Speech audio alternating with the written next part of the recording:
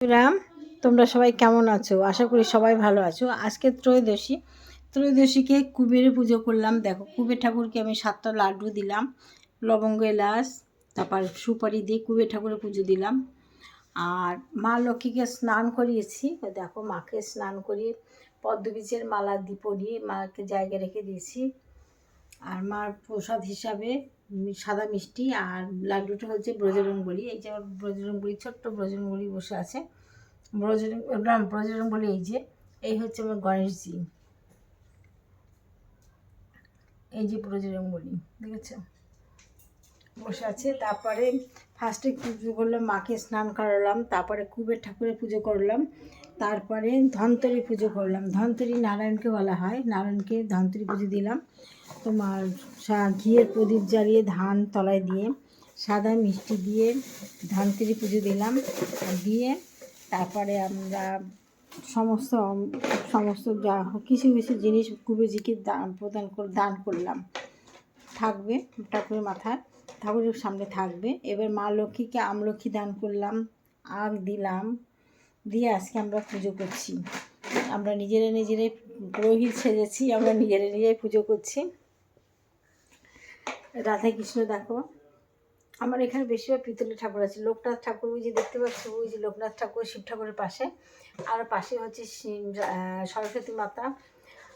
আর তোমার এদিকে আছে আরও ঠাকুর আছে, দেখতে পাচ্ছ না হয়তো। এটা হচ্ছে আমার এটা হচ্ছে শুধু অনলি আমার বিশ্বকর্মা বাবা। আমি যেহেতু এই ফেসবুক বলো, ইউটিউব করি, তার জন্য এই বাবাকে আমি পুজো দিই, বুঝেছি। বিশ্বকর্মা পুজোর দিন আমি এই ঠাকুরকে পুজো দিয়েছি। দেখো, আজকে আমরা মোটামুটি এই পুজোগুলো করলাম। আর রাত্রিবেলা জম পুজো করবো 10:30টার পরে, বাইরে প্রদীপ দিয়ে তেল দিয়ে প্রদীপ দেবো, 2টো প্রদীপ দিয়ে জম পূজা করবো। এই হচ্ছে আমাদের। দেখো, সব জায়গায় জিনিসপত্র সব ছড়িয়ে নিয়ে আমরা বসেছি। আর আমাদের মিঠাই দেখতে এসছে, তত্ত্বাবধান করতে এসছে যে কী করে এরা। ঠিক আছে, সব জিনিস সব ছাড়ানো, সব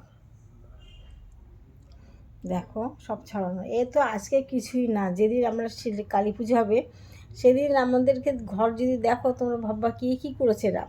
সারা ঘর আমরা সারা রাত ধরে মাকে আরাধনা করি, পুজো করি, যত কিছু মায়ের পুজো সমস্ত আমরা চেষ্টা করি পুজো করার, মাকে ডাকার চেষ্টা করি। আমার মা সেদিন পূজিত হবে আমাদের কাছে। এই যে মাকে নিয়ে আমরা সারা রাত তত রাজ্যের পুজো অর্চনা করি, দেখেছেন।